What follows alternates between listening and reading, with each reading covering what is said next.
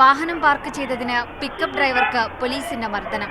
പത്തനംതിട്ട മുണ്ടുകോട്ടക്കൽ സ്വദേശി അമീർ മുഹമ്മദിനാണ് മർദ്ദനമേറ്റത്. പിക്കപ്പ് ഡ്രൈവറുടെ മുഖത്തും തോളിലും നെഞ്ചിലും മർദ്ദനമേറ്റു. ചിറ്റാർ സ്റ്റേഷനിലെ പോലീസ് ഡ്രൈവർ റാഫി മീരയ്ക്കെതിരെ കേസെടുത്തു.